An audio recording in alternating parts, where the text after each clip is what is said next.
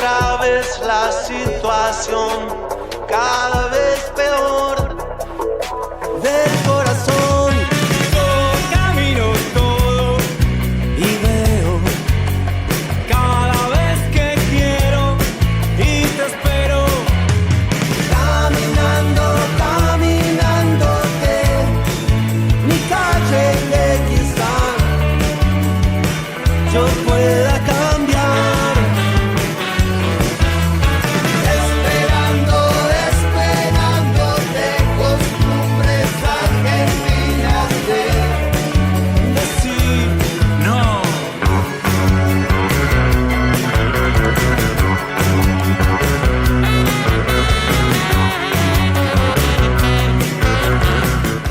Hoy es el Día Internacional del Zurdo. Saludar a Lionel Messi. Para nosotros los argentinos el 10 es un número muy especial porque vos hablas del 10 y automáticamente se te viene Maradona a la cabeza. Queríamos ser como él, si bien después ninguno llegó a ser como él, la ilusión y el deseo siempre era ese. Ángel Di María. Para mí Diego es Dios, es todo.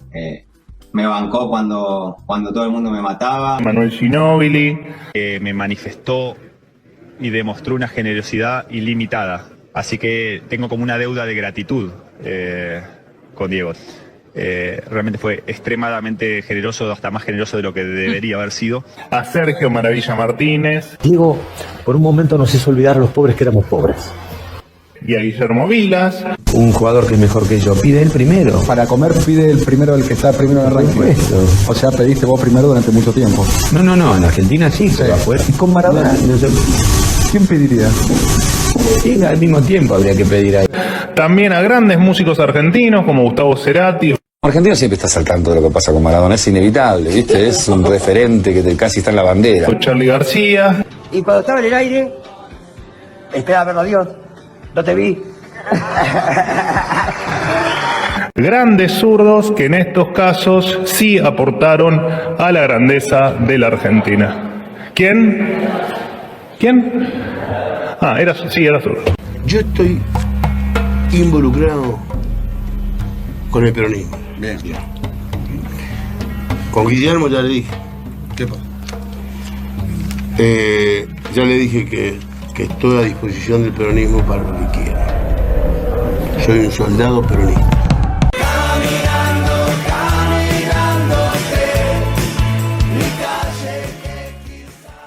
Y comenzamos un nuevo programa de Doctrina y Realidad Justicialista. En esta ocasión estamos con el compañero Martín Ayerbe. Es un gusto, es un honor estar con Martín. Pero antes de empezar a hablar con Martín, quería explicar por qué este programa, por qué la nota con Martín, nota que nos debemos mucho tiempo, pero queríamos hablar del modelo argentino para el proyecto nacional. Y siendo honesto, a la primera persona que yo escuché hablar del modelo argentino para el proyecto nacional, después del general Perón, fue al compañero Alberto Barriaga. Por allá yo tenía unos 20 y algo, en la época que lo escuché a él hablar de eso. Obviamente que el modelo iba a ser lo que reemplace a la Constitución del 49, si no me equivoco. Martín me va a corregir, pero para eso está él. ¿Cómo estás, Martín? Bien, muy agradecido de poder conversar contigo y sobre el modelo argentino, ¿no? Que bueno, muy pocos, como vos decís, han hecho del modelo argentino la bandera de los peronistas y la bandera de todos los argentinos, como en el caso de Guapo Barriaga, de la Academia de Formación de Cuadros del Movimiento Nacional. Y quiero resaltar también que a mí, en mi caso, alguien que me ha insistido con ello es Isia Recalde.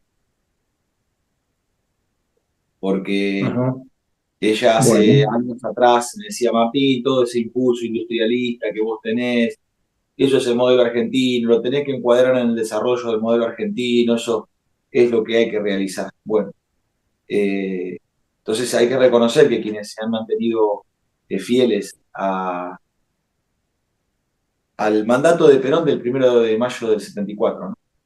Y lo han llevado Así adelante. es. Barriaga conoció a Perón en vida. En el caso de Isiar no, porque tiene mi edad y nosotros somos después de Perón. Hemos nacido después de Perón. Así es, sí. A él y a Alejandro el Gallego Álvarez también eran las dos personas que escuché, los dos primeros tipos dos personas, dos amigos, compañeros, que escuché hablar del modelo, ¿no? Sí, sí. Martín, para arrancar, dos preguntas en una, que las dos son una a continuación de la otra. En principio, ¿qué es lo que los une a los argentinos? Pero también, ¿qué es ser argentino, Martín? Bueno, ser argentino es ser criollo, ni tan indio ni tan español. Es ser criollo. Y es conjugar como criollos estas dimensiones del orden vertical de los valores, propio del hidalgo español. En esa figura nos podemos reconocer. Figura que tiene en sí la ética de las virtudes, el honor, la misericordia, las expresiones de nobleza, que para nosotros no es la nobleza de las herencias y los apellidos, sino la nobleza de los actos que constituyen a los hombres nobles de nuestro pueblo. Y también esa concepción del tiempo, proveniente del indio, donde se ve de alguna manera el ciclo completo de la vida, ¿no? Explicaba Rodolfo Puig en este sentido. El indio no ve como Newton la manzana caer, sino que ve el maíz crecer, porque ve el ciclo completo. Y bueno, lo explica muy bien Alberto Buera, ¿no? En nuestra manera criolla de decir, el tiempo es solo tardanza de lo que está por venir, y a cada día su afán. Entonces, esa manera del tiempo que tiene incluso una institución nacional que es la siesta, va contraria, es el contrario sensu de lo que es la idea anglosajona del tiempo de productividad imperial, capitalista, que su idea es time is money, el tiempo es dinero. En cambio, para nosotros no. El tiempo que es tardanza de lo que está por venir, y a cada día su. Y eso es un orden psíquico del ser argentino, que no debe ser vulnerado y no debe ser alienado por parte de la concepción anglosajona, que quiere, bajo mandos ocultos, como siempre lo hacen los ingleses, crear un orden contractual y un sistema de organización social basado en un contrato. Y nosotros somos una comunidad nacional, los argentinos. Y esa comunidad lo que comparte son valores comunes. Y esos valores comunes son los que constituyen el tegumento de unidad nacional. Entonces, para un argentino no hay nada mejor que otro. Sí, es verdad. Y nosotros tenemos una forma de hacerlo que es en la preferencia por nosotros mismos, con lo cual nosotros ya al elegirnos nosotros mismos como argentinos y como criollos, antes de cualquier decisión ya hemos hecho. En segundo término, el orden vertical de los valores que nos constituyen. No son todas las cosas iguales ni todo da igual. No, hay cosas que están unas por encima de otras, porque hay un orden vertical de los valores. También el valor de la palabra empeñada, que para nosotros es más que un documento, inclusive. A tal extremo, la palabra empeñada tiene valor para el argentino, que incluso en situaciones inconvenientes la mantiene con tal de no perder su honor, que es violar esa palabra que él dio. Entonces, por último, lo que constituye este alma gaucha es la gauchada, ¿no? Que es nuestra forma claramente de iberoamericanos, de hispanoamericanos, exactamente contraria a la concepción inglesa de que el hombre es lobo del hombre. Para nosotros el hombre es la alegría del hombre y la gauchada expresa la fe del argentino en el hombre, porque no se hace a un conocido, sino justamente a un desconocido. Y esto es una puesta en marcha de la misericordia, del amor, de la fraternidad, de los valores movilizados por el amor, son valores de caridad del argentino hacia un semejante.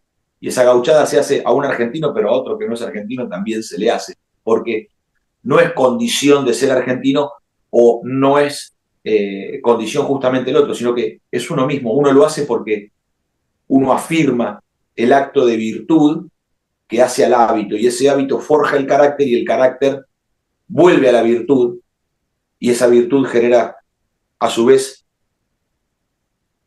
un acto en el hábito, en el círculo hermenéutico de la ética de la virtud. Martín, entonces los argentinos estamos de acuerdo con lo que vendrían a ser las virtudes teologales y cardinales. Pareciera que sí, ¿no? Pareciera que nosotros estamos en un todo de acuerdo, los argentinos, con las virtudes teologales, que son la esperanza.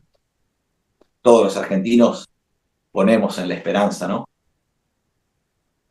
Depositamos en la esperanza el porvenir. Todos los argentinos estamos de acuerdo con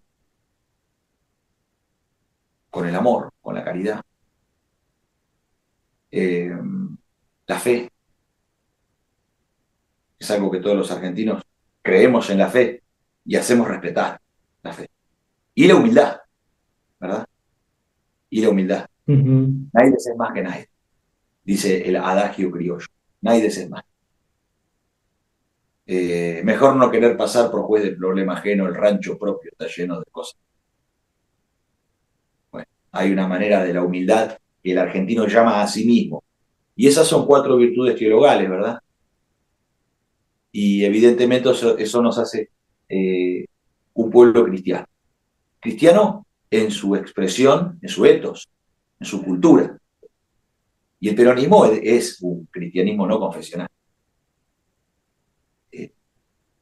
Pero es cristiano en su concepción, en su manifestación es cristiano. Y bueno, y los que somos de Cristo somos doblemente cristianos, por ser argentinos y estar de acuerdo con estas virtudes teologales, y además por ser de Cristo, ¿no? Estamos doblemente afirmados. En este sentido, sí, en este sentido se podría decir que el justicialismo, o sea, la doctrina justicialista, abarca a la doctrina social de la Iglesia, Martín. Bueno, algunos dicen que sí, yo he aprendido lo mismo, a mí me lo han enseñado de esa manera. De hecho, los muchachos de la academia, los guardianes, lo enseñan también así. Cosa que está muy bien, a mí me parece muy bien que ellos lo expliquen desde ese modo. Pero Alberto Huela me ha enseñado otra cosa, que también es digna de conocer, ¿no? Porque es un hombre que ha sido estudioso de la comunidad organizada. Ha estudiado todo el Congreso de Filosofía, que son los 3 volúmenes de todas las ponencias de todos los filósofos que vinieron en el 49 invitados por Perón. No es joda.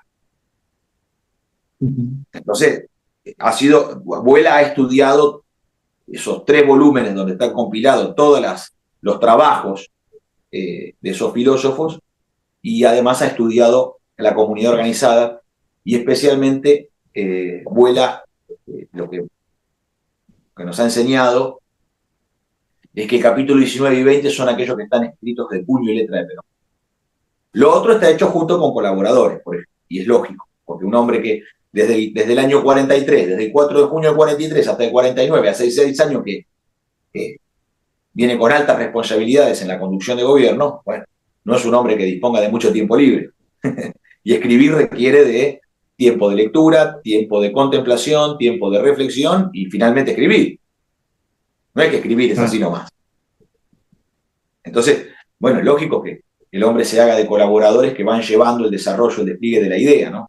El conductor da una serie de parámetros de carácter general, y luego, bueno, se va desplegando la idea con los colaboradores. Se hacen así las cosas, es lógico, es natural que hacen. Ahora firma Perón porque se hace cargo de todo. Se hace responsable de todo. Y los colaboradores, bueno, también trascienden en el tiempo, porque se va adivinando o va quedando en los libros de historia quienes han estado cercanos a él, trabajando en ese aspecto. Algunos dicen que sí. Vuela dice que no. A mí me gusta esta idea que plantea Vuela de que no, de que esto es todo pura creación de Perón. Que la doctrina social de la Iglesia, bueno, está ajustada como la Iglesia ha estado ajustada a los tiempos históricos. ¿Verdad? Sí, sí. Pero Martín, lo de sí, Perón es pura sí, ¿vas a decir algo más? ¿Que es algo de Perón? ¿Que es coincidente con la doctrina social de la Iglesia? Sí, por supuesto. Yo también lo he dicho en infinidad de oportunidades que he tenido reportajes, ajustado a esta enseñanza que he tenido de que la encíclica de León XIII, Rerum Novarum, de 1890, ¿no? Aproximadamente, es la base de la idea de la comunidad organizada. Bueno, puede ser. Pero también me gusta esto que me ha enseñado Vuela, de tomar a Perón como un hombre verdaderamente original, que no quiere decir que todo lo ha inventado, sino que sobre todo lo que ha aprendido y conocido, ha logrado generar un pensamiento propio, con cabeza propia de Argentina. Bueno, esto es un poco también la idea somos los argentinos. Sí, de la ética de las virtudes, ¿no? Que la única posibilidad de ser un hombre bueno es practicar las virtudes y para eso se necesita el ejercicio y práctica cotidiana de la formación de carácter. Así nomás. Y en Perón esto se ve, que es exactamente contrario al proyecto de Immanuel Kant, de la ética de los deberes. Y eso no es menor, porque esa es la actual lucha cultural de este tiempo. Sí, me gustaría un poquito de desarrollo tuyo sobre ese tema, que es un tema interesante para los tiempos que estamos viviendo, ¿no? La ética de los deberes es aquella que plantea Immanuel Kant con su ley universal, ¿no? Buscando el imperativo categórico en el cual todos nos comportemos bajo una ley en la cual todos nos tratemos de manera igualitaria, equivalente. Actúa de tal modo en el cual quisiera que los demás actúen contigo, etc. Eso le plantea la ética de los deberes. Pero nosotros planteamos que esa ética de los deberes es una ley exterior y fría al ser. Y además tiene mandos ocultos. ¿Quién decide? Son los deberes. ¿Quiénes son los que atrás están dictando cuál es el deber? Bueno, atrás de eso está el calvinismo y está la idea del contractualismo, el nominalismo y ateo de los ingleses. Nosotros vemos que en la ética de las virtudes lo que hace es buscar, ahora, porque esto no es un tema de la filosofía del pasado, no estamos haciendo historia de la filosofía, estamos buscando aquello que necesitamos los argentinos para liberar nuestra patria de la opresión extranjera, para organizar la comunidad y que podamos vivir como hermanos, en amor fraterno, como pueblo, para que la comunidad organizada cree un campo psíquico del ser en el cual se pueda realizar la nación por la voluntad general de todos los argentinos. No de un grupo, de los dirigentes, de esta idea de castas, de hordas, de orgas, en las cuales se encuentra la Argentina, bajo su arbitrio, sino la idea de la comunidad buscando por venir. Y esto de la ética de las virtudes busca rescatar al sujeto contemporáneo que se encuentra extraviado en un excesivo individualismo, a través del ejercicio de la virtud, a través del propio ejercicio de la virtud. ¿Y qué es la virtud para nosotros? No es la obediencia a la ley, como lo planteaban los ilustrados de Immanuel Kant, sino es la conciencia y dominio y poder de querer obrar lo justo y lo bueno. ¿La virtud qué es? La conciencia de dominio y poder propio del ser de obrar lo justo y lo bueno. Y eso se encuentra interiormente en nosotros. No es una ley exterior que vamos a aprender a la escuela o a la universidad o a la facultad de filosofía. No, está en la comunidad, está en la familia y está en aquella obligación, esa ligazón que va por debajo, en donde se encuentra el fundamento de la virtud. Es la obligación del virtuoso de estar dentro de esa virtud que no es transferible como un deber. No es un deber que es transferible. No está fuera de él, sino es interior, es interna a él. Porque el virtuoso no aspira a querer algo, sino a querer lo mejor. Entonces, nosotros ahí, ¿qué podemos ver? Bueno, ese fondo aristotélico que nos constituye a los criollos, ¿no? En lo cual nosotros podemos ver que realizar el bien, para realizar un bien de orden superior, se necesita de un órgano, de un organismo supraindividual. Y eso es el Estado. Y toda ética deviene en la política. Toda ética deviene en la política. Ese Estado debería ser un Estado de justicia, ¿no? Claro. Claro. Nosotros por eso, nosotros no luchamos por la libertad, nosotros luchamos por la justicia. Porque sobre las bases de la justicia se edifica la. Si no hay justicia, no hay libertad. No hay libertad. Tiene que haber justicia para que haya libertad. La libertad es signo total para el pueblo. El pueblo, para que sea libre, no existe un individuo solo y libre. El pueblo es libre porque en la comunidad reina la justicia. Y si reina la justicia, hay libertad para el hombre individual. Y la libertad es la medida del hombre. No es el capricho y esta vulgarización de la libertad, de viva la libertad, carajo, y todo esto que es todo de una mala calidad, es tan berreta, es tan ordinario, es verdaderamente de cuarta y además no tiene ni siquiera sustento en los términos que estos personajes, que en realidad son los usureros disfrazados de libertarios, vienen a proclamar. Porque Hegel planteaba que no hay libertad sino en el pleno ejercicio y despliegue de la propiedad privada. La propiedad privada es condición necesaria del hombre para ser libre. Si no, es un esclavo. Porque realiza plenamente la libertad en la propiedad privada que le pertenece. Esta idea central de la filosofía del derecho es negada por el gobierno de la Libertad Avanza cuando está empobreciendo a los argentinos y eliminando la total capacidad de ahorro que el pueblo tiene. Yo el otro día estuve en Crónica TV y mostraban una encuesta donde le preguntaban a los argentinos registrados en blanco, con trabajo en blanco, ¿cuántos llegaban a ahorrar algo por mes? Ninguno.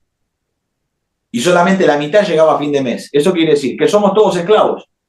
Porque si no hay una mínima capacidad de ahorro, no es posible el proceso de capitalización del pueblo, de difusión de la propiedad que llevó adelante Perón. Y ahí hay libertad. Porque en esa pequeña capacidad de ahorro, el hombre ejerce la libertad. Deja de ser un preso de las circunstancias en las cuales transcurre su vida. Por eso es importante que nosotros podamos acercar la filosofía del derecho al pensamiento político para poder destrabar todas estas trampas que mantienen atrapada al pueblo argentino y a la militancia dentro de falsedades de todo tipo y todo orden.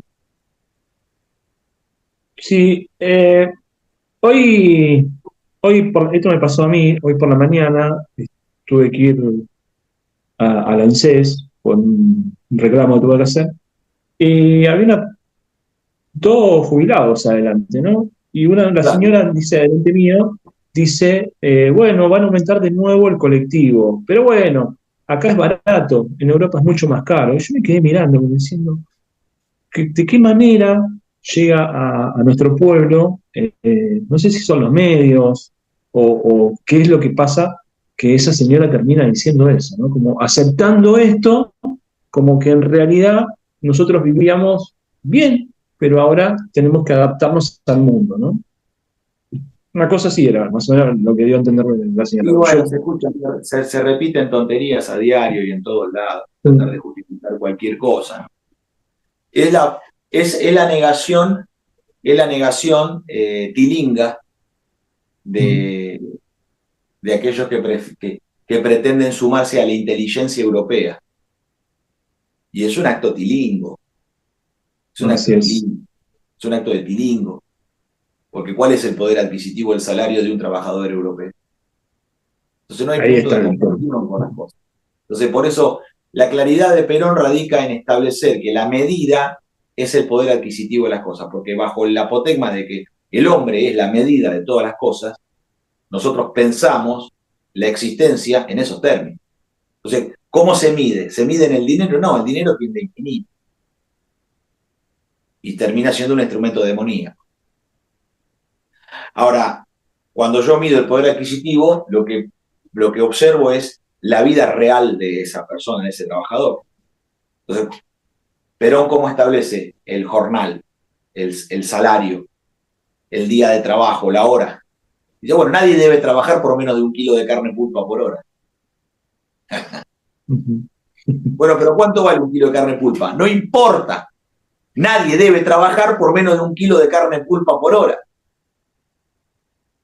Porque hoy estamos haciendo el programa. Y bueno, ¿cuánto vale 1 kilo de nalga, 1 kilo de cuadrada, 1 kilo de bola de lomo? ¿Cuánto vale 1 kilo de pulpa? 1 kilo de cuadril. 9 lucas.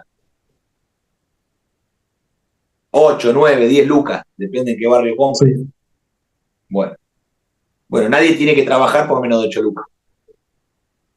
De 8.000 pesos. Esto lo estamos diciendo hoy, pero si yo dijera hoy 8.000 pesos, el mes que viene, con la disparada devaluatoria que va a tener Milei, va a decir, pero Martín habla de... Martín es un miserable, quiere ser presidente de la nación y no va a pagar con cuánto. No va a pagar. Al final es un explotador igual que Milei, van a decir. Entonces, hablar en pesos argentinos, bueno, si no está ajustado con la fecha, ¿viste? Si no le pones la fecha al video de cuando te dijo, ¿viste? No tiene mucho... Entonces hablamos de dos maneras. Si hablamos de divisas, hablamos de divisas constantes, por eso usamos la referencia del dólar. Que eso más Martín, Martín, te escuché decir sobre el darse cuenta, ¿no? En aquel encuentro entre Martín Fierro y Cruz, si no me equivoco, ¿no? Sí. Es de esto, ¿no? Lo que se trata. Es de darse cuenta, ¿no? Sí.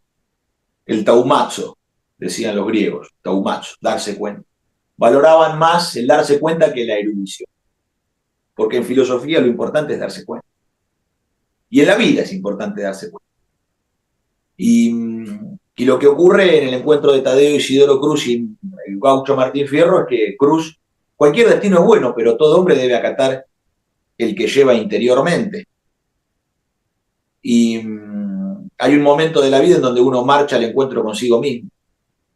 Y eso se da en ese entrevero, en esa noche fatal de ese entrevero, donde Cruz por primera vez escucha su verdadero nombre y ve su verdadero rostro. Y lo ve en el otro. Lo ve en el otro. En el otro se ve a él. Él se encuentra en el otro. Y encuentra su destino americano. Él encuentra en su encuentro con Fierro a sí mismo. Él se da cuenta que el otro es él. Porque él también fue un gaucho matrero.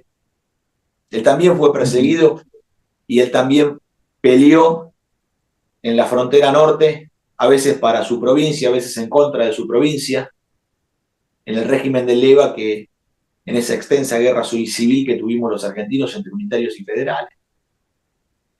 Y él encuentra que el otro es él, y por eso se pone bajo el signo del coraje, porque es el signo del coraje lo que despierta esto en Cruz. Dice, Cruz no consiente el delito que se mate así un valiente. No lo conoce a Fierro. Solamente él está informado de que ha cometido 2 crímenes, contra un negro en un lupanar y contra un vecino del partido de Rojas. Y él como comisario rural tiene la orden de ir a capturarlo. Y en el signo del coraje le encuentra la dignidad, que es la dimensión humana que nos hace a todos iguales, que nos equipara a todos en dignidad. Somos todos iguales en dignidad humana. Nadie es más que nadie. También porque somos hijos del mismo creador, ¿no? Entonces, somos todos hijos de Dios y eso también nos hace. Y cuando esos dos, después de desparramar la partida, se miran por primera vez como hermanos a los ojos, es cuando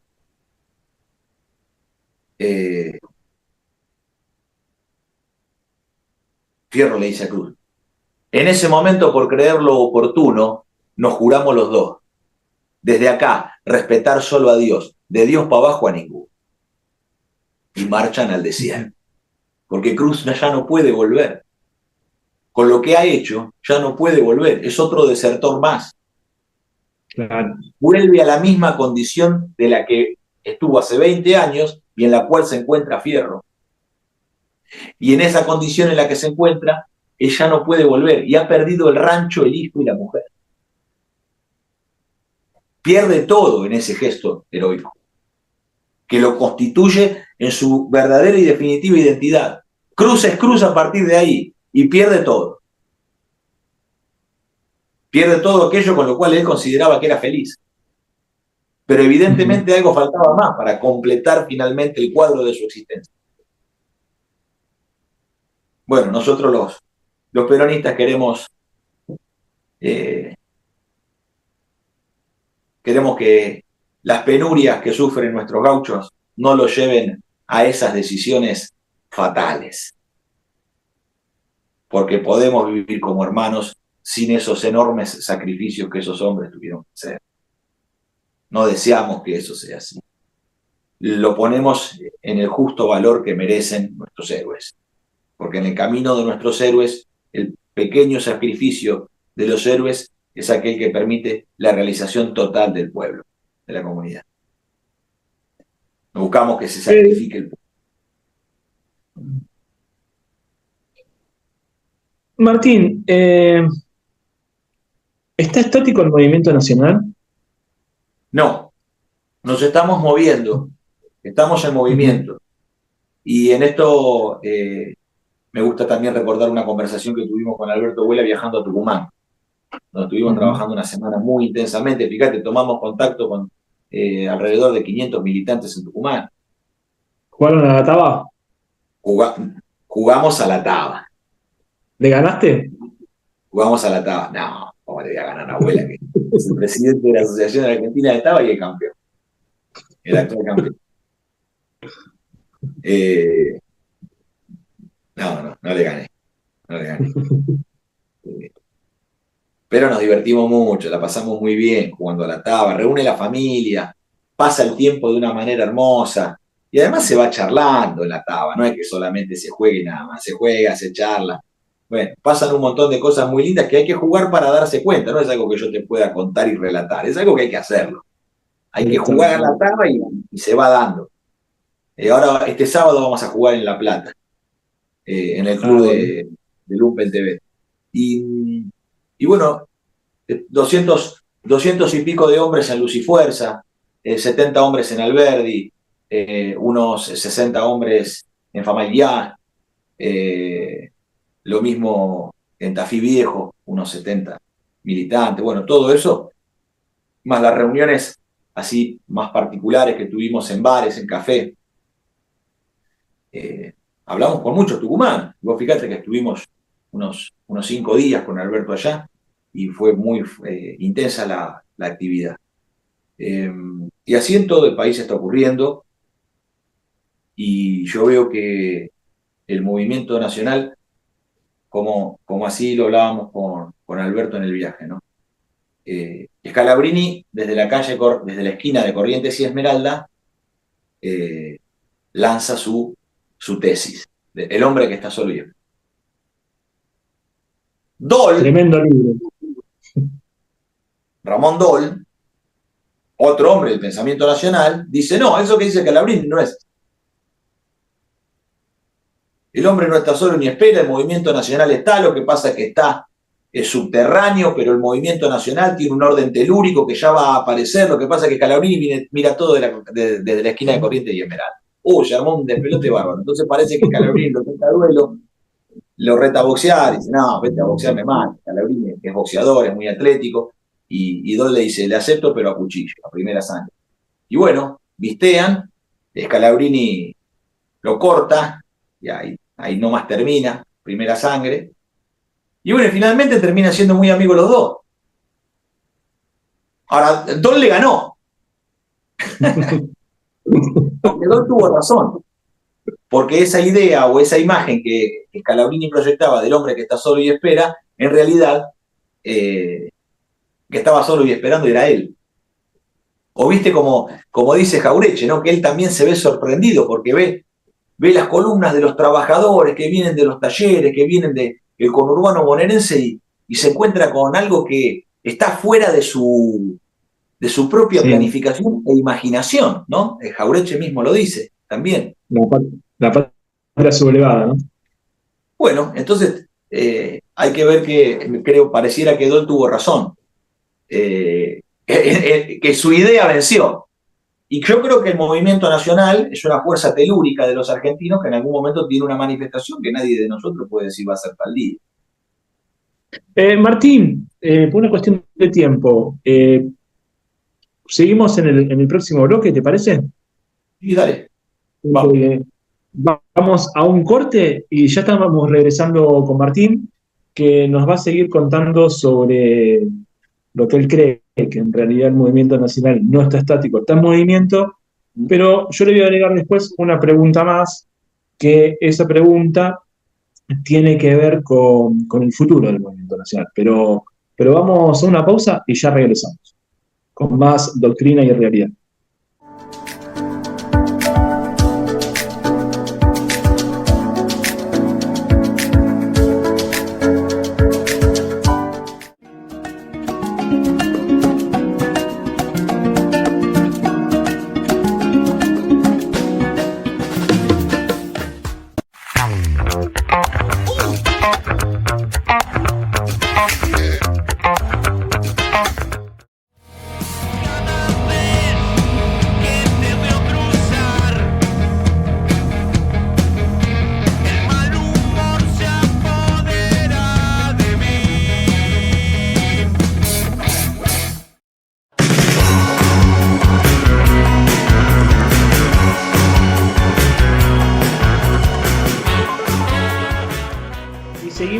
Con Doctrina y Realidad, fuimos a una pausa, regresamos de la pausa y ahora les quiero dejar con una reflexión de Alejandro Dolina, algo que vamos a implementar de este programa en adelante. Cada programa vamos a darles una reflexión para que ustedes piensen y que en la semana sobre lo que nosotros le pasamos este video, ustedes reflexionen y si quieren nos escriben a Patria TV por Facebook.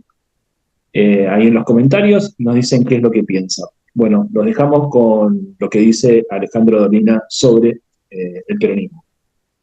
Lo que flotaba en el aire era que la sociedad de consumo era una desgracia y que de algún modo había que tratar de no pertenecer a ella.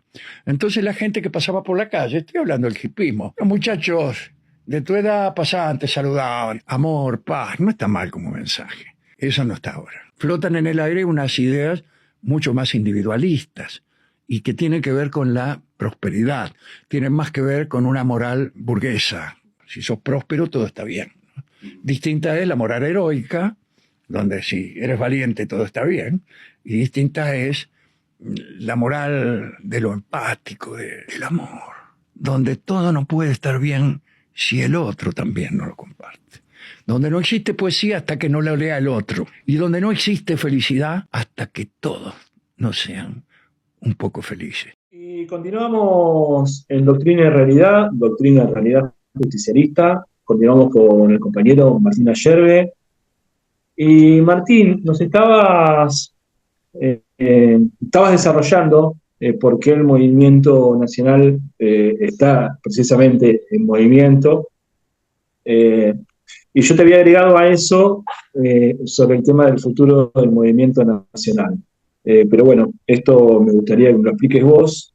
Y quisiera agregar también dentro de esta pregunta, hablando del modelo argentino para el proyecto nacional, ¿cuáles deben ser los campos en los cuales se debe trabajar sobre el modelo argentino para desarrollarlo en territorio, ¿no? Bueno, muy bien. El movimiento nacional está vivo, está en movimiento, numéricamente va a tener una expresión multitudinaria un poco más adelante. Las cosas llevan su tiempo de maduración y hay que concebir así porque ese es el verdadero pensamiento americano, el pensamiento de maduración.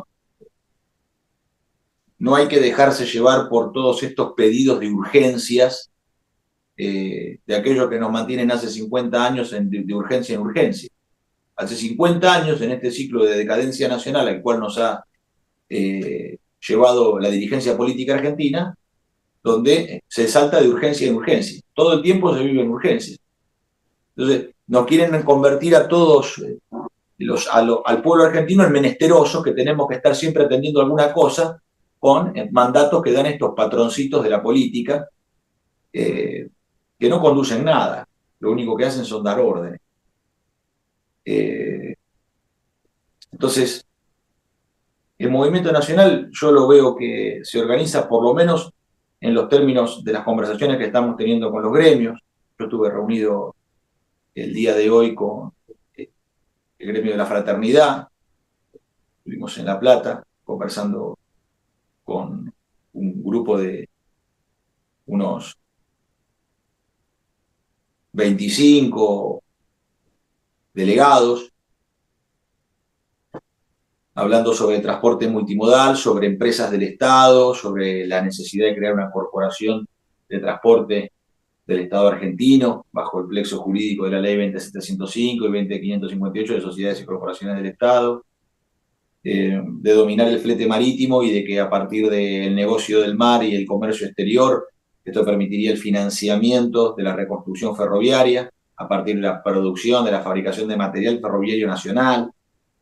Bueno, son todas ideas confluyentes en las cuales no es que los muchachos están de acuerdo con nosotros porque nos han escuchado y a partir de ese momento... No, ellos ya piensan así. Nosotros ya pensamos así, ellos ya piensan así, lo que faltaba era que nos encontráramos. Y esta es la gran tarea del movimiento nacional en este momento. Reencontrarnos, reunirnos en una común unión, una comunión de los nacionales, reunir las lanzas de los nacionales. ¿Por qué? Porque cuando nosotros estamos llamando, hoy me lo decía un compañero, cuando nosotros estamos llamando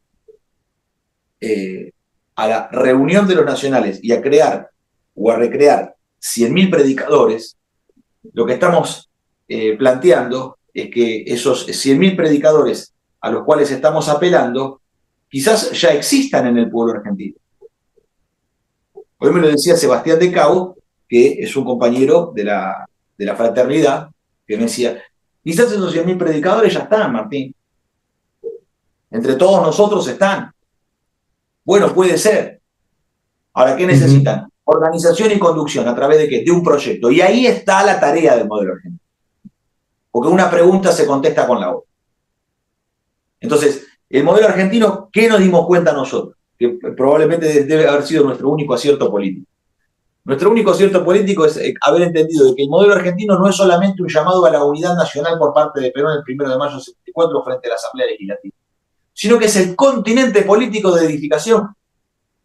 Porque ahí es donde nos tenemos que presentar, como decía Perón, en los consejos para el proyecto nacional, con los espíritus y las manos desarmadas, para que la agresión sea reemplazada por la idea, y la idea sea la única arma de lucha entre argentinos, porque para un argentino no debe haber nada mejor que el proyecto. Entonces eso nos tiene que unir a los argentinos en la edificación de un proyecto. En lo cual, esto es no solamente la unidad de los peronistas y del movimiento nacional, que no solamente se constituye con los peronistas, sino con los nacionalistas, porque hay quienes hacen mayor hincapié en la figura de Rosas. Yo el otro día estuve reunido con un hombre que tiene la edad de mi padre, que podría ser mi padre, y él hacía, el acento lo ponía en Rosas, no en Perón. Pero eso no nos separa. Para nada. Lo mismo que aquellos que son de Hipólito Yrigoyen. O los que son de San Martín, o los que son de Belgrano, que en la figura de Belgrano encuentran una figura de unidad nacional. Bueno, el asunto es la reunión de los nacionales. La reunión de los nacionales. Y el modelo argentino es el continente donde tenemos que edificar, porque participando en los consejos para el proyecto nacional es donde se va a determinar aquellas que son la causa del pueblo que tiene que constituirse en razón de Estado. La causa del pueblo argentino tiene que constituir la razón del Estado. Porque el Estado tiene que ser la fiel representación del espíritu del pueblo. Porque tiene que ser un instrumento que esté en función del el espíritu del pueblo argentino. Entonces, los argentinos estamos de acuerdo con que tenemos que tener ferrocarriles, que los ferrocarriles son muy importantes para nosotros, ¿verdad?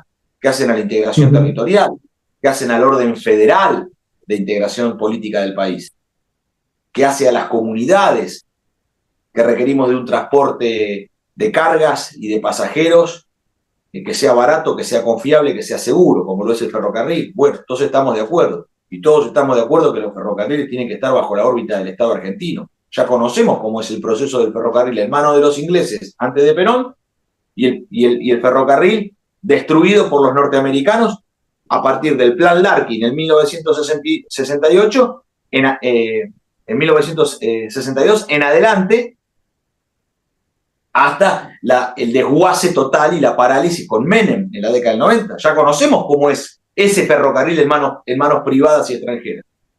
Entonces hay que volver al orden natural, que es que los ferrocarriles tienen que estar bajo la conducción del Estado, porque es una herramienta de fomento del ferrocarril y de conquista territorial. Si nosotros necesitamos que con los ferrocarriles podamos llegar desde Río Negro hasta Santa Cruz, en el río Gallegos, y desde el yacimiento Río Turbio en Santa Cruz hasta Palpalá, hasta Altos Hornos Zapla, en Jujuy, pegado a la Ruta 40 en la cordillera de los Andes, esa obra, ¿qué empresa privada estaría interesada en realizarla y prestarle servicio? Si todavía no hay carga ni pasajero. Bueno, pero justamente por eso, porque es un instrumento de desarrollo y de fomento. Ahora, una vez que haya movimiento, ¿qué? Lo vamos a entregar para que pierda la condición de fomento y conquista y solamente sea un negocio para que algunos vivos lo manejen, como ocurre ahora con el ramal Rosario-Puerto Belgrano, que está en manos de Techín. ¿Quién puede estar de acuerdo con eso? Nadie. Eso se hace a espaldas del pueblo. O los dirigentes políticos que vienen gobernando los últimos 50 años le explican al pueblo argentino que el ramal Rosario-Puerto Belgrano, que une la terminal de Rosario con el puerto de Bahía Blanca de aguas profundas, es un ramal ferroviario que está en manos de Techín y que Techín no permite que nadie lo use y que ellos lo utilizan para deprimir y tener la línea pisada y que nadie más la utilice, y todo el transporte se realiza por camino. ¿Se explica esto? ¿Se da cuenta el pueblo argentino? No se explica un carajo. Destruyeron la conexión ferroviaria con el puerto de Quequén y lo hicieron adrede. ¿Para qué? Para que todas esas cargas pasen a los caminos. Techín ha desmantelado el ferrocarril que tenía concesionado y ha desmantelado las entradas a los puertos para parchar tramos de la línea. Han cometido lo que llaman muchos ferroviarios un ferrocidio. Han destruido adrede. Lo mismo que el senador del Frente de Todos, del kirchnerismo, Urquía, de Aceitera General Dehesa, que tiene el nuevo Central Argentino bajo su operatoria. Entonces resulta que el ferrocarril, que tiene que ser de los argentinos, no está en manos del empresario Urquía, que es senador del kirchnerismo. Y que bueno, no hay que dejarlo, ¿viste? Porque si no le haces el juego a la derecha. Es una cosa de loco. Entonces esto ha llevado ¿a qué? A estragar el pensamiento de la militancia. Y eso es lo que a veces puede uno encontrarse y decir, qué mal que está el movimiento nacional. Bueno, pero hay un momento de reconstitución, ¿a partir de qué? Y de poder volver a las fuentes, de volver a nuestra tradición y a reencontrarnos con nosotros mismos, con quienes somos como argentinos, con nuestra propia identidad, con el ser nacional, con el alma gaucha de los argentinos y con el ideario político del movimiento nacional, que está expresado en la doctrina del justicialismo, en la comunidad organizada como proyecto, en el manual de conducción política, donde contamos con el desarrollo de una técnica, de una ciencia de conducción, de algo que es un arte de toda ejecución. Donde, bueno, se puede, es como dice Perón, se enseña la cosa inerte de la obra, ¿no? La técnica, porque lo otro depende del óleo sagrado de Samuel, depende de tener el don para la conducción. Pero todo esto hace que cuando nosotros en el modelo argentino ponemos a debatir entre criollos, ferrocarril tiene que estar bajo la órbita de Estado, ¿no? Sí, claro, y necesitamos una marina mercante, sí, bueno, pero necesitaríamos que esto sea un sistema de transporte integrado. Bueno, entonces tiene que ser una corporación multimodal. Bueno, entonces tiene que haber una empresa del Estado que opere en el plano logístico con Aerolíneas Argentinas y la ADE, en cargas y pasajeros aeronáuticos, el ferrocarril en cargas y pasajeros terrestres y la marina mercante con su respectiva flota fluvial para navegar los ríos interiores y hacer el transporte ultramar. Bueno, todo eso hay que integrarlo en una corporación de transporte. ¿Qué ley? 20.558 de corporaciones del Estado. Es lo que va, es el orden del plexo jurídico del plan trienal. Va, punto, va, anda. Funcionó y sigue funcionando. Está vigente, no es una cosa vieja, no es obsoleta ni nada. Es como la idea del son político de Aristóteles. Toda ética deviene en una política. ¿Y eso qué? Tiene 2.500 años. ¿Qué tiene que ver que tenga 2.500 años? No hay nada que hacer, no hay ninguna idea superior a esa. No hay idea superior a esa. Entonces, mientras no haya una idea superior a esa, vamos con la idea que es la idea que tiene dominio y que se pone al servicio justamente de la idea del comunitarismo argentino. Hay una cosa, Martín, que sos uno de los pocos hombres a los que le escuché hablar de la Argentina. Es un tema que creo que como que estuviera sellado en unas más o menos 5 llaves, ¿no? En un subsuelo, que es lo del Tratado de Madrid, ¿no? Lo que se dice es que fue la rendición de Malvinas, ¿no? Pero no del pueblo argentino, la rendición de los tipos que estaban a la conducción de la Argentina en ese momento, que precisamente no era un gobierno peronista, ¿no? En este caso, ¿qué es lo que se puede hacer con este tema, ¿no? Que nos desarrolles un poquito sobre eso, Martín. Bueno, romperlos, desconocerlos, los acuerdos de Madrid, rompérselos a los ingleses en la cama.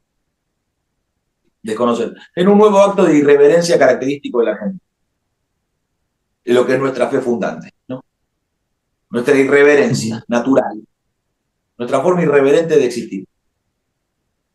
Entonces, ese espíritu inquieto, indómito de los argentinos es aquel que tiene que ponernos de pie nuevamente en la preferencia por nosotros mismos. Porque en la preferencia por nosotros mismos, naturalmente nos damos cuenta de que esos papeles, esa declaración conjunta acordada con los ingleses, es totalmente inconveniente para la Argentina. Entonces, importa un carajo quién la firmó.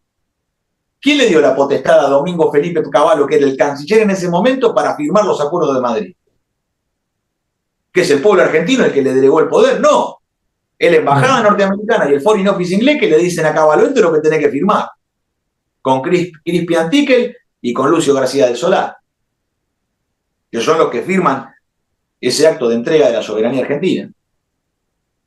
Y además tampoco es porque Menem ganó la elección y por ganar la elección tiene derecho a un carajo.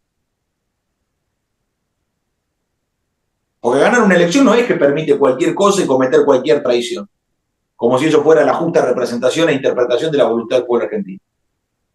Entonces no se puede caer en esas trampas de los laberintos dialécticos de los políticos que pretenden justificar todas las tropelías que realizan y las atrocidades en contra de la nación y el pueblo. Entonces esos acuerdos ¿qué han hecho? Han creado un plexo jurídico que es la ley 23.696 de reforma del Estado, con la cual se entregaron todas las empresas del Estado, por órdenes de Inglaterra, bajo la doctrina de Margaret Thatcher, de privatizaciones y procesos de outsourcing.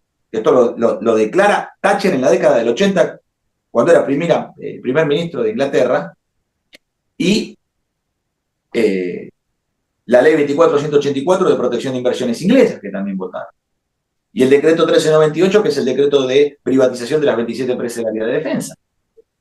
Con eso se desmanteló el sistema de producción para la defensa. Perdimos el sistema de armas de producción nacional, a partir de ese decreto privatizador. Entonces hay que desconocerlo eso. Claro, los que vienen gobernando la Argentina se hacen los distraídos con ese tema. Se hacen todos los distraídos. Y le obliga a la Argentina, obliga que la fuerza, cualquier movilización que el país realice por debajo del paralelo 40, tiene que notificarlo con 40 días de anticipación a la corona británica. ¿A vos te parece? Entonces el ejército, la fuerza aérea y la armada argentina, si se va a desplazar por debajo del paralelo 40, tiene que informar a la corona británica.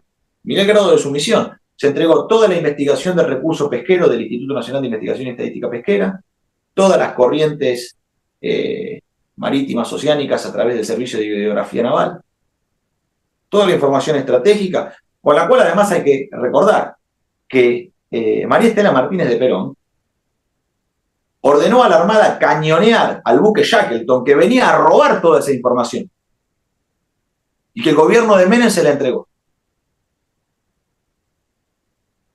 Mirá qué diferencia, ¿no? Mirá qué diferencia. Mirá qué gran diferencia.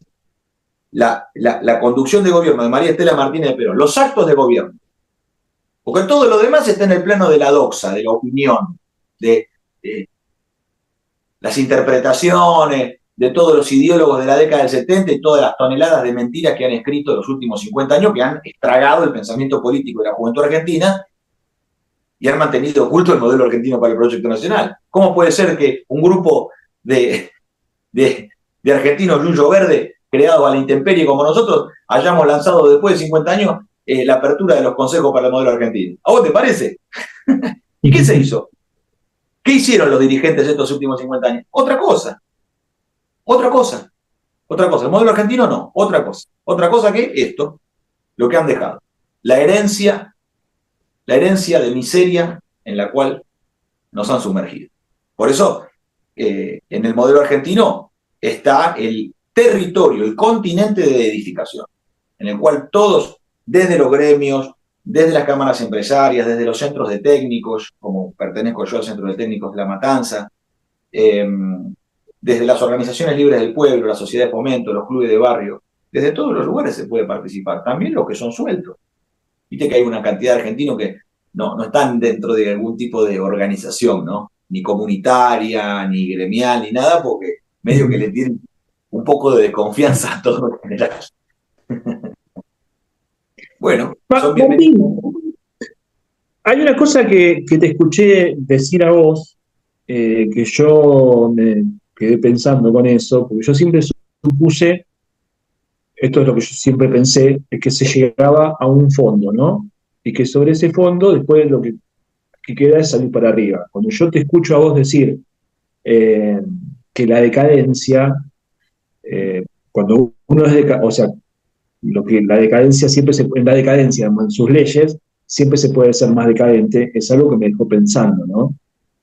¿Cómo se puede, la pregunta sería, cómo se deja de ser decadente, ¿no? No precisamente de dejar de escuchar a los auténticos decadentes, ¿no? Bueno, la decadencia tiene una ley interior, que es que siempre se puede ser más decadente. La decadencia es una caída infinita. Es la ausencia del bien y la virtud, la decadencia. La decadencia es la ausencia del bien y de la virtud.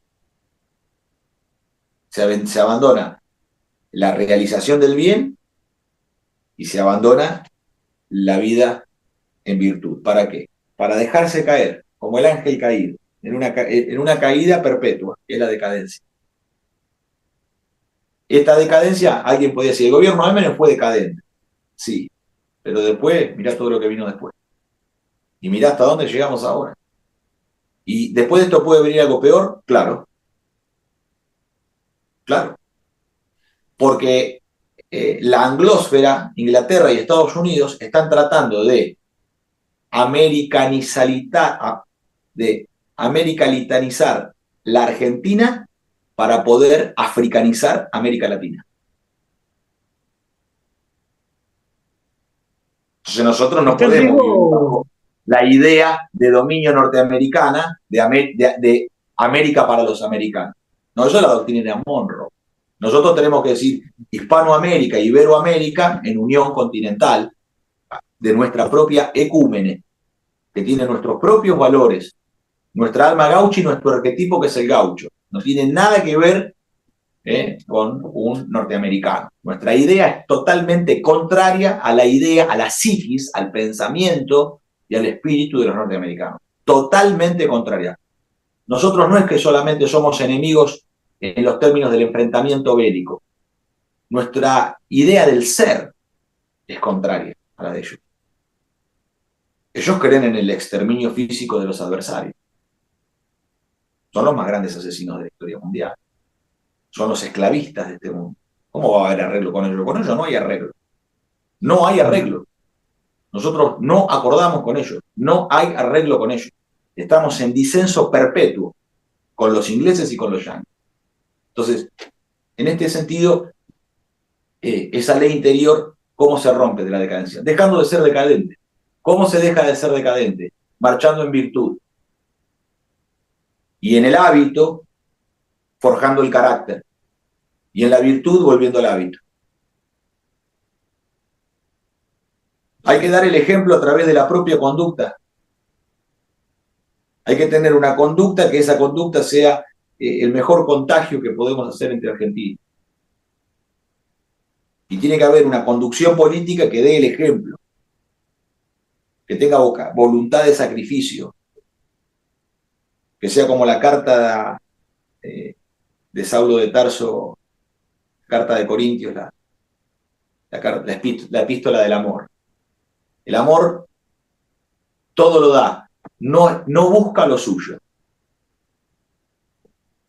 Todo lo da, no busca lo suyo. Así hay que conducirse, así hay que dar un ejemplo en la conducción política para crear estos 100.000 predicadores que necesitamos, porque esos 100.000 predicadores tienen que ser hombres de virtud, hombres simples, sencillos, humildes, virtuosos. Martín, hay una cosa que te escuché decir y que yo estuve muy de acuerdo, creo que todo argentino está de acuerdo de eso, con algo que dijiste, que tiene que ver con el Mundial 22, ¿no? Que Argentina fue el campeón. Después de ganar la Copa dijiste, me hubiera gustado jugar con los ingleses, o con los franceses, no, con los ingleses era, ¿no? Dijiste, y me gustaría decirle, bueno, acá jugamos por la Copa de nuevo y ganarlo ese día, ¿no? Y sí, porque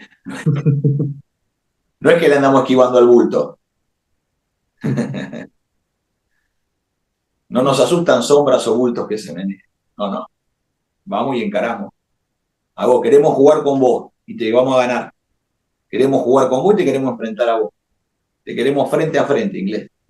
Y así nosotros los vamos a volver a enfrentar y los vamos a volver a expulsar del territorio, como ya hicimos en 1806, 1807, en la conducción de Liniers. Con un ejército irregular, no había ejército regular en la Argentina. Era el pueblo en armas. Era el pueblo en armas. Bueno, Liniers, en la figura de Liniers, en el espíritu de Liniers, invocando el espíritu de Liniers, hágase presente en el corazón de los argentinos, expulsaremos al inglés de nuestro territorio una vez más, lo vamos a hacer. Nos estamos preparando para eso. Y esto es de suscripción voluntaria, por supuesto, es un movimiento. Así que es de recluta voluntaria. Y hay miles de argentinos que están alineados en esta idea. Ahora, ¿cómo hay que hacerlo? Hay que hacerlo inteligentemente. Por ejemplo, ¿qué tienen que hacer las mineras inglesas en la cordillera de los Andes y en la meseta patagónica? Nada. Mientras usted no se siente con nosotros a conversar sobre Malvinas, nosotros no tenemos ningún interés de que usted venga a explotar nada en nuestro territorio. Su plata aquí no vale. Su plata no vale. No es de nuestro interés. Ahora, eso tiene que estar sustituido porque por la acción del ejército argentino a través del cuerpo de geólogos del ejército y de la Dirección General de Fabricaciones Militares, explotando el campamento minero y haciéndose de los minerales y montando. Donde hay mineral de hierro, montar una empresa siderúrgica. Donde hay metales no ferrosos, las lingoteras. Para no ferrosos y para metales preciosos.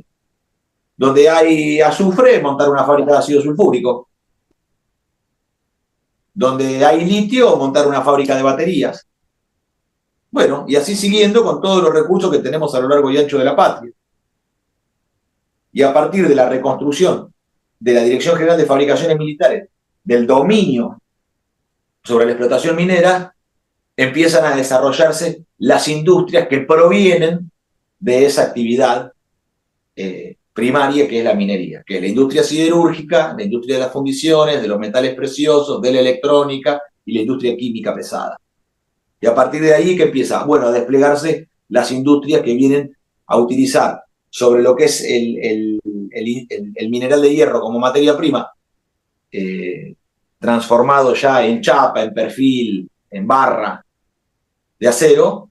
Bueno, es la industria metalmecánica que utiliza de insumo, de materia prima, la chapa.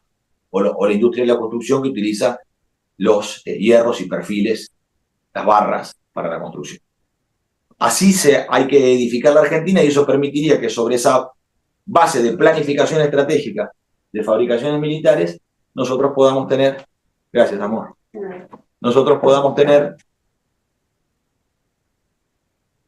una planificación de ocupación del territorio nacional y marchar los argentinos hacia la ocupación de la Patagonia Austral, con un plan de natalidad para alcanzar los 100 millones de argentinos. Ese plan de natalidad necesita de condiciones de vida de los argentinos que sean favorables y despierten el entusiasmo y la alegría de tener hijos, de darle hijos a la patria, de afincarse en la Patagonia, en un amplio terreno, en una finca grande y tener un buen trabajo en blanco, a planta permanente, con estabilidad laboral, con 2 buenas camionetas, una para él y una para ella, y porque él va a ir a trabajar capaz que al campamento minero, al campamento petrolero, al campamento forestal o alguna fábrica, y ella va a hacer sus otras cosas. Y entre los dos van a tener que acomodarse para llevar a los pibes a la escuela y demás. Bueno, entonces que necesitan 2 buenos vehículos para andar en la Patagonia. Entonces esto requiere salarios industriales, que en la Patagonia no pueden ser inferiores a los $2.000 por mes, para poder vivir con dignidad. Y que la llegada de un niño a la familia sea una alegría y no una preocupación, porque no hay guita para mantenerlo. La gente está haciendo la cuenta por los pañales en este momento, hermano. Esta es la realidad de nuestro pueblo que sufre. Está haciendo la cuenta de cuánto vale una bolsa de pañales. Nos han llevado a esta indignidad total que niega y atenta contra la vida, contra la procreación. Entonces esto hay que superarlo con un movimiento de signo superior, que tiene que promover la natalidad en la Argentina y la ocupación del territorio, de la Patagonia. Con un plan... ¿Estás de acuerdo con que el laberinto se sale por arriba? Sí, se sale por arriba. No hay otra manera. No hay otra manera. Hay que salir de las trampas del inglés, que es su contractualismo. No, porque tenemos contratos firmados con el CIADI, porque tenemos contratos firmados, concesión de jurisdicción, concesión de soberanía jurisdiccional. Sí, ya sabemos todo lo que han firmado, todo lo que han gobernado. Pero todos los que han firmado eso son los que vienen a aconsejar y a deprimir a la militancia argentina, diciéndole que no da la correlación de fuerzas y que no se puede. Los mismos que han firmado la cesión de soberanía jurisdiccional. Y son de todos los gobiernos, ¿eh? Porque antes tenían para echarle la culpa a la dictadura militar de Martínez de Oz y Videla. Bueno, ahora tienen a Macri, pero no le pueden echar la culpa de todo lo que han hecho a Macri. Porque todos han firmado cesión de soberanía jurisdiccional. En todos los gobiernos, en absolutamente todos. Y todos han acordado realizar movimientos conjuntos con los Estados Unidos de Norteamérica en el Atlántico Sur. ¿Qué tan loco? Hacen movimientos con la OTAN. Entonces hay que salir del entramado contractual del inglés que nos tiene sujetos. Hay que romperle todos los papeles en la cara. ¿Y eso qué requiere? La movilización total del trabajo. A partir de un plan que tiene que alcanzar el pleno empleo en 4 años de gobierno. Crear 500.000 puestos de trabajo en las terminales de 7 sectores estratégicos, que es lo que hay que trabajar en el campo de la técnica en el modelo argentino. La técnica, el espíritu y la comunidad. 3 campos de trabajo. La técnica, el espíritu y la comunidad. En la técnica, 7 sectores estratégicos. Martín, ¿podemos ir a una pausa y cuando volvemos me desarrollas eso? ¿Te parece? Dale, meta. Eso, y vamos a una pausa con Martín Ayerbe en Doctrina y Realidad Justicialista y ya estamos regresando. Y Martín, cuando volvemos, nos desarrolla sobre este tema que estaba hablando, que es muy interesante. Y también la pregunta de si la Argentina necesitaría ser industrializada nuevamente. Pero esto, Martín, lo contestás cuando regresas. Dale. Vamos a una pausa y ya estamos regresando.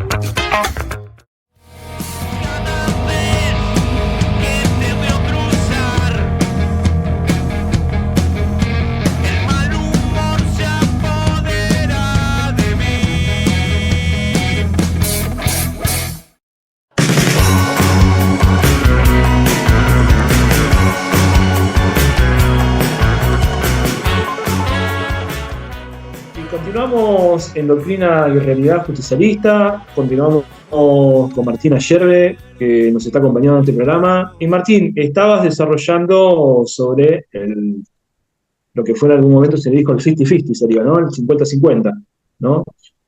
Cómo esto se desarrolla en el territorio, en el campo, ¿no? Y me gustaría que nos expliques esto y cómo la Argentina puede volver a ser un país desarrollado desde el punto de vista de la industria, ¿no? Teniendo en cuenta que Argentina estuvo entre las primeras potencias del mundo, allá entre los años 45 y 55, ¿no?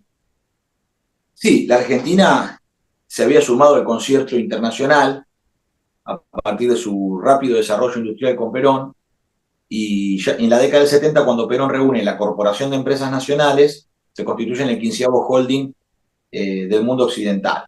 Estaban las multinacionales de Francia, de Estados Unidos, de Inglaterra, de Italia, etcétera, y número 15 estaba acá, con la Corporación de Empresas Nacionales.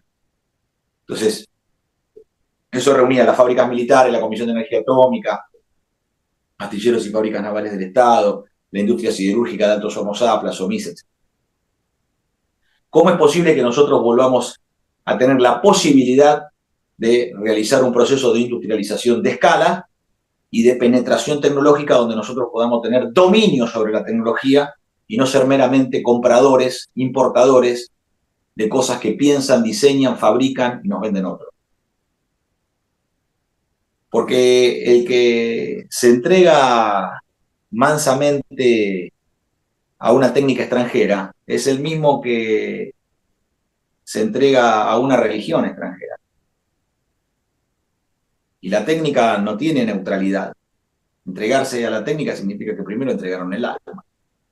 Y eso es la entrega al paquete tecnológico de Monsanto, totalmente inconveniente para el país. Ha quebrado a miles de productores y ha logrado el mayor ciclo de concentración de la tierra en el siglo XXI. Porque lo vuelve dependiente financieramente de ese paquete tecnológico. Entonces termina siendo un preso del banco. El tipo pasa más tiempo en el pueblo y con el banco que dedicándose a las labores rurales, que es de lo que él entiende, su oficio, su incumbencia. Entonces ha logrado un enorme proceso de concentración de la tierra, y fíjate que se da al revés, ¿no?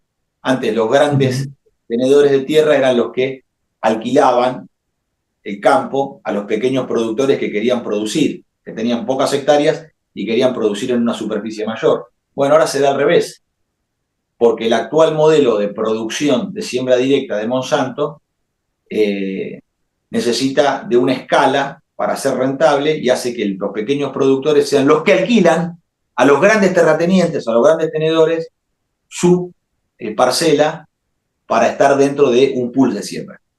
¿Ah?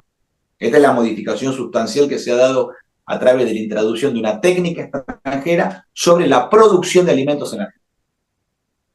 ¿Y esto qué hizo? Congeló el stock ganadero. Hace 50 años que tenemos 50 millones de cabezas de ganado, cuando hoy tendríamos que tener 200 millones de cabezas. Ser una potencia ganadera. Y en vez de vender soja a 50 centavos de dólar el kilo, vender carne a 5 dólares el kilo. En vez de vender soja a 50 centavos de dólar el kilo, vender carne a 5 dólares el kilo. Y eso no solamente es 10 veces más dinero, es 10 veces más valor, y es puestos de trabajo en una cadena de valor más larga, más extensa y mejor remunerada que la del poroto de soja.